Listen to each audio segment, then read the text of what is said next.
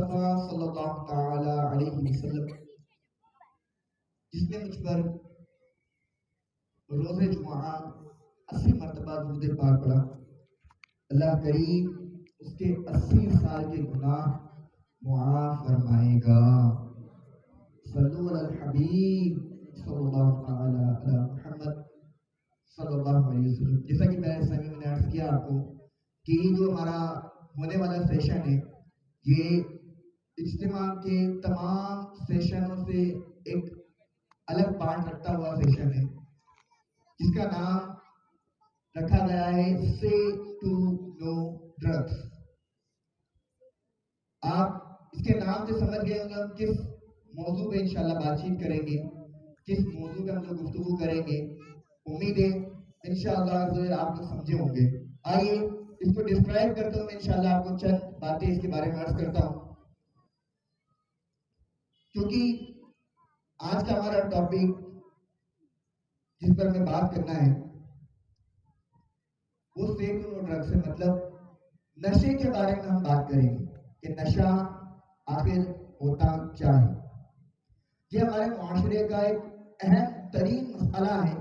हमारे सोसाइटी के अंदर आज दिन ब दिन, डे बाय डे ये मसला बढ़ते ही जा रहा है।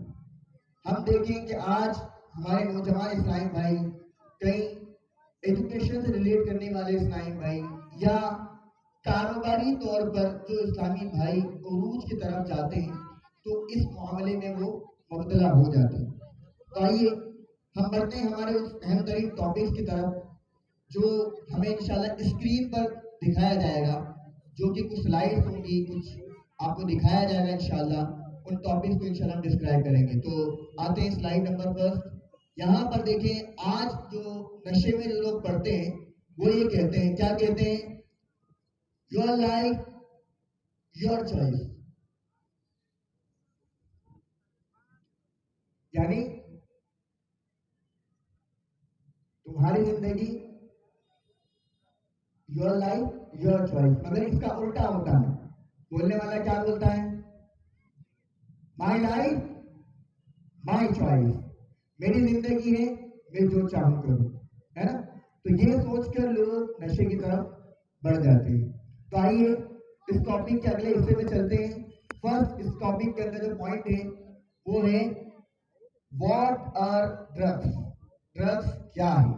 Number 2, how it has spread. And third, why do young people take drugs, नौजवान किस तरह, कैसे ड्रग्स की तरफ जाते हैं। Number 4, downside of consuming drugs and recovery from drugs abuse, किस तरह लोगों को इस बुरी चीज ड्रग्स से हम रिकवर कर सकते हैं, उनको किस तरह वापस लेकर आ सकते हैं। इसके ऊपर इंशाल्लाह तबारक व तआला हम इस पूरे सेशन में इंशाल्लाह सुनेंगे। तो प्यारे प्यारे इस्लामी भाइयों, हम बात करते हैं हमारे फर्स्ट टॉपिक की तरफ, जो है व्हाट आर ड्रग्स। दिख रहा है सबको स्क्रीन पर? फर्स्ट टॉपिक है हमारा what are drugs. Next slide. देखिए, इस टॉपिक के अंदर बहुत सारी बातें हैं, इसमें से अहम तरीन बात आपको अर्ज करता हूं। नंबर फर्स्ट देखिए, the harmful of hazard use of physical substance which can lead to addiction, physical and mental health problem. देखिए, ये ड्रग्स जो होता है हमें फिजिकली तौर पर भी कमजोर करता है और मेंटली तौर पर भी वो हमें कमजोर बनाता है। सबसे पहले ड्रग्स होता क्या है? आप लोगों ने सुना होगा ड्रग्स ये एक तरह का नशा आवर चीजों को कहा जाता है। कई बार हमने सुना होगा कि मेडिकल्स पे लिखा हुआ होता है ड्रग्स, है ना। तो ड्रग्स दवाइयों को भी कहा जाता है, ठीक है। अब हम आ रहे हैं एब्यूज ऑफ ड्रग्स, ठीक है, यानी बुरे ड्रग्स की तरफ। तो यूजेस ऑफ द ड्रग्स, सबसे पहले देखिए legitimate use. Many drugs are designed to address specific health issues and can be beneficial when used appropriate under the guidance of healthcare professionals. देखिए, जब भी हमें ड्रग्स के लिए ड्रग्स से किसी को जानकारी चाहिए, ड्रग्स क्या होता है, ड्रग्स इसके बारे में होता है, तो हमें सबसे पहले ये किससे कांटेक्ट करना चाहिए? जो इसकी स्पेशलाइजेशन रखते हैं, जो लोग ड्रग्स के बारे में जानते हैं। हमने कई बार सुना होगा गवर्नमेंट की तरफ से और दीगर कई सारी जगहों पर इस तरह के सेशन चलाए जाते हैं कि नशा मुक्ति अभियान, आपने नाम सुना होगा कि गवर्नमेंट कई तरह की इस तरह से सोशल साइट के थ्रू या ऐसी चीजें जहां पर बताया जाता है कि ड्रग्स से किस तरह बचा जाए, तो वहां पर इस तरह के डॉक्टर, स्पेशलाइजेशन रखने वाले डॉक्टर्स को बुलाया जाता है जहां पर ड्रग्स के बारे में बताया जाता है। हम नेक्स्ट स्लाइड की तरफ आते हैं, जिसका फर्स्ट पॉइंट है क्यूरियोसिटी। क्यूरियोसिटी बोलते हैं उत्तेजना को। किसको बोलते हैं? उत्तेजना, यानी चाहत, किसी चीज के लिए जज्बात का बढ़ना, उसको कहा जाता है उत्तेजना, यानी कि उत्तेजित होना, जज्बाती होना। तो आज एक बहुत बड़ी तादाद है कि जो नशे में इन्वॉल्व होने के एक गहरे रीजन नशे की जुस्तजू यानी क्यूरियोसिटी है, यानी किसी चीज का एक्साइटमेंट एक बहुत बड़ी तादाद ड्रग्स इसलिए लेती है कि वो ये जानना चाहती है कि इससे होता क्या है, ये कैसा लगता है, जबकि ये सरासर गलत है। ये भी जुस्तजू होती है नौजवानों के अंदर कि आखिर इस नशे में होता क्या है ना। कोई अगर धुएं से नशा कर रहा है ना, हवा के जरिए कोई नशा कर रहा है, तो हम सोचते हैं यार ये होता कैसे। नौजवानों में चाह होती है, इसको कहा जाता है उत्तेजना, क्यूरियोसिटी। तो इससे अगर हम बच जाए, उत्तेजित होने से हम रुक जाएं, तो हम नशे की तरफ जाने से भी रुक सकते हैं। लोग मजाक और एंजॉयमेंट के नाम पर भी नशे की आदत के शिकार होते हैं। किस तरह? चार दोस्तों की ग्रुप एक जगह पर बैठी है और दोस्त आपस में डिस्कस कर रहे हैं कि यार वो फुला शख्स देखा तुमने, वो तो किस अंदाज में इस तरह करता है, कभी धुएं के जरिए करता है, कभी कुछ पीने के जरिए करता है, इस तरह से अलग अलग तरह के नशे वो करता है। तो कभी कभी मजाक मजाक में बोलते तू भी लेके देख, आप भी लीजिए, क्या होता है, थोड़ा सा तो है ना। मजाक मजाक में कई बार लोग नशे में पड़ जाते हैं। धीरे धीरे धीरे धीरे जब उनके करीब होते तो वो बन जाता है एडिक्शन, यानी आदत, लत। तो प्यारे प्यारे इस्लामी भाइयों, अगर हम नशे से बचकर जिंदगी गुजार लेते हैं तो हम कामयाब जिंदगी गुजार सकते हैं। आगे हम बढ़ते हैं नेक्स्ट स्लाइड की तरफ।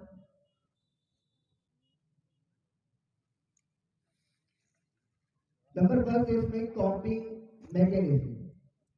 देखिए कॉपिंग मैकेनिज्म किस तरह होता है, कई बार ऐसी फेमस पर्सनैलिटीज होती हैं, ऐसी फेमस पर्सनैलिटीज जिनको हम लोग आइडियल मान लेते हैं। कैसे? ऐसे फेमस पर्सनैलिटीज जो कि टीवी चैनल्स पे आती है, सोशल मीडिया के जरिए फेमस हुए होते हैं, हम लोग सोचते हैं ये लोग फेमस है, अगर हम इनको कॉपी करेंगे, है ना। कॉपिंग मैकेनिज्म का मतलब यही है कि उनको कॉपी करना, उनकी नकल करना।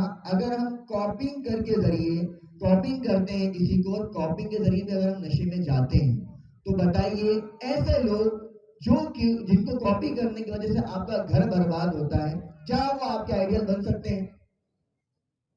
क्या वो हमारा आइडियल बन सकते हैं जो हमारे घर को बर्बाद कर दें? नहीं बन सकते। तो प्यारे प्यारे इस्लामी भाइयों, सबसे पहले अगर हमें ड्रग्स से यंगस्टर्स को यानी नौजवानों को बचाना है, आज नौजवानों की एक बड़ी तादाद इसकी तरफ जाती जा रही है, तो अगर हमें नौजवानों को बचाना है तो हमारा आइडियल, हमें जिनको बनाना चाहिए, हमारे प्यारे आका मक्की मदनी मुस्तफ़ा हुज़ूर मोहम्मद मुस्तफ़ा सल्लल्लाहु तआला अलैहि वसल्लम है, जिन्होंने ये फरमाया है। क्या फरमाया है? इसका मफहूम है इस तरह से कि हर वो नशा जिसमें नशा हो वो शराब है। हर वो नशा जिसमें नशा हो वो शराब है, और हर शराब हराम है।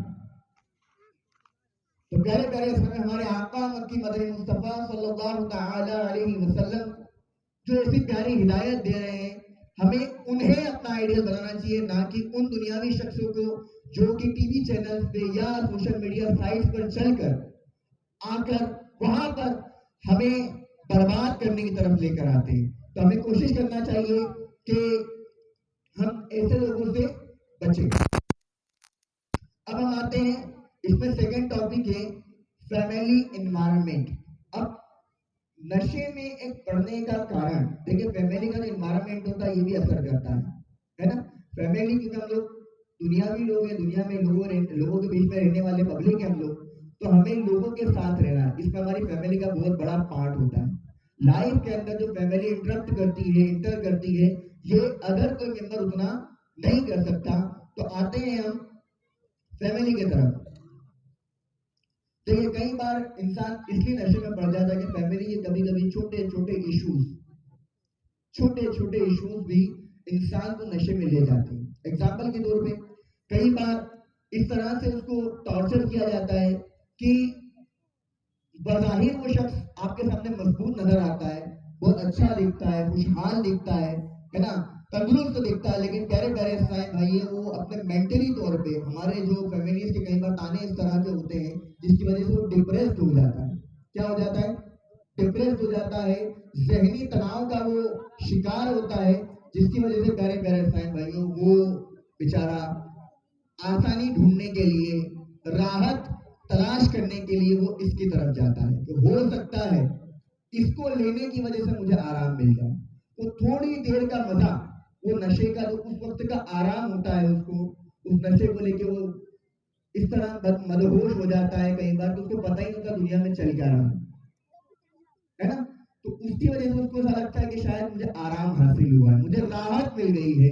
तो फैमिलीज के अंदर भी कई बार इस तरह के मामला होते हैं कि हमारे फैमिलीज के अंदर हम लोगों को या हमारे फैमिली मेंबर्स को इस तरह डिप्रेस कर दे जिसकी वजह से नशे में वो पड़ जाते हैं। तो फैमिली मेंबर से भी कोशिश करनी चाहिए हमें कि हम लोग हमारे फैमिली मेंबर जब अगर कोई टेंशन में हो, कोई परेशानी हो, घर में कोई मुसीबत आ पड़े, तो क्या करना चाहिए? उसको हिम्मत दिलानी चाहिए, उसकी हौसला अफजाई करनी चाहिए, और साथ में ये भी गौर कर लेना चाहिए कि वो तन्हाई में अगर जब जाता है तो ऐसा तो नहीं किसी गलत सोहबत की वजह से, किसी गलत संगत की वजह से, किसी गलत व्यक्ति की वजह से वो शख्स जो हमारे दिल के करीब था, हमारा दिल का अजीज था, हमारा बहुत खास था, ऐसा ना हो वो नशे में पड़ के अपनी जिंदगी बर्बाद कर ले। तो हमें हमारे फैमिली के उस मेंबर की केयर करना चाहिए, उनकी हमें हमेशा देख रेख करना चाहिए, और ऐसे इस्लामी भाई जो फैमिली को चलाते हैं, फैमिली को आगे बढ़ाते हैं, ऐसे इस्लामी को भी डिप्रेशन में नहीं जाने देना चाहिए। अब हम आगे आते हैं, थर्ड पॉइंट है गैदरिंग।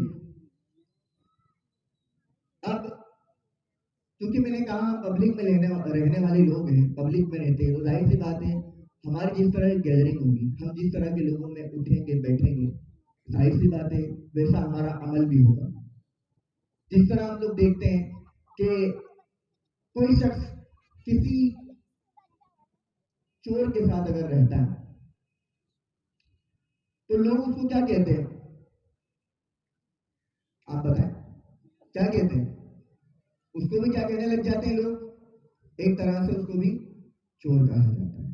तो बताइए अगर हम किसी नशे में रहने वाले इंसान या नशे के आदी व्यक्ति के साथ रहते हैं, दिखते हैं, आते जाते हैं, तो मुझे बताएं कि क्या कहा जाएगा फिर?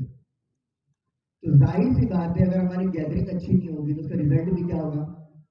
नेगेटिव होगा, जाहिर सी बात है। तो हमें पॉजिटिविटी की तरफ आना चाहिए, हमें हमारी गैदरिंग्स को, हमारे उठने बैठने के लोगों को चेंज करना चाहिए, और ऐसे लोगों के साथ अपनी सोहबत, ऐसी संगत बनानी चाहिए कि काश ऐसे लोग हों जो आशिकाने रसूल हों, दीन की दावत देने वाले हों, गुनाहों से रोकने वाले हों, और लोगों को अच्छाइयों की तरफ लेकर आने वाले हों। काश वो दावत इस्लाम मुबल्लिगीन हो, और ऐसे मुबल्लिगीन हो जो दीन की दावत को आम करते हुए साथ ही साथ दीन और दुनिया की खिदमत करने का भी काम करते हैं। तो आगे आते हैं हम थर्ड टॉपिक की तरफ, एक्सेसिबिलिटी, यानी लोगों तक ड्रग का आसानी से पहुंच जाना। ऐसे लोग जो ड्रग एडिक्टेड हैं और दूसरों को भी इसका शिकार बनाते हैं, वो कसरत से ऐसे कारोबार करते हैं जहां ड्रग की खरीद और फरोख्त होती है। ऐसे लोगों की हमारे सोसाइटी में होने की वजह से नशे लोगों में आसानी से पहुंच रहे हैं। कई बार क्या होता है कि हम लोग गौर नहीं करते, हमारे आसपास के कोई जानने पहचानने वाले वो इस तरह की सेल्स एंड परचेज भी कर रहे होते हैं। हाँ, हम लोग गौर नहीं करते, हमारे छोटे छोटे मोहल्लों के अंदर जो देखा हो आपने, जो स्लम एरिया होते हैं हमारे यहाँ पर, वहां पर कई बार बच्चे, छोटे छोटे बच्चे, कई बार नोटिस किया है इस चीज को, कि वो ऐसे चौराहों पर या फिर ऐसी जगहों पर जहां पर कोई नहीं देख रहा होता, वहां जाकर लोगों से चीजें परचेज कर रहे होते जो नशे की तरफ उनको लेकर आती हैं, या फिर कोई ऐसी चीज इस्तेमाल कर रहे होते जैसे कि हमने देखा है कुछ लोग धुएं के जरिए नशा कर लेते हैं, कुछ लोग स्मेल सूंघ कर नशा कर रहे होते हैं। तो प्यारे प्यारे साईं भाइयों, हमें गौर करना चाहिए, कहीं ऐसा तो नहीं हमारे घर का ही कोई बच्चा, हमारे घर का ही कोई आने वाला नौजवान ऐसा तो नहीं हुआ कि वो हमारी नजरों से हटा और कहीं और जाकर कहीं अकेले में बैठकर वो उस नशे में पड़ गया, और ऐसा ना हो करते करते एडिक्शन की हालत में आ गया, एडिक्शन हो गया उसका, वो आदी हो गया उस चीज का और उस चीज में वो लीन हो गया। अब वो जब लीन हो जाएगा उस चीज के अंदर, जाहिर सी बात है वो बाहर कैसे निकलेगा। तो मैंने पहले ही अर्ज करा कि जब हम लोग किसी को अगर बाहर लाना चाहते हैं तो सबसे पहले तो हमें उसको कोशिश करना पड़ेगी ऐसे स्पेशलिस्ट लोग जो कि इसकी जानकारी रखते हैं, उनके पास उस शख्स को लेकर जाएं, उनसे सजेशन लें कि हम लोग क्या कर सकते हैं, है ना। उनसे पूरी डिस्क्राइब के साथ डिस्कशन करें कि हम लोग इस प्रॉब्लम को, इस मुसीबत के साथ हम किस तरह लड़ के इसको बाहर निकल सकते हैं। अगली स्लाइड।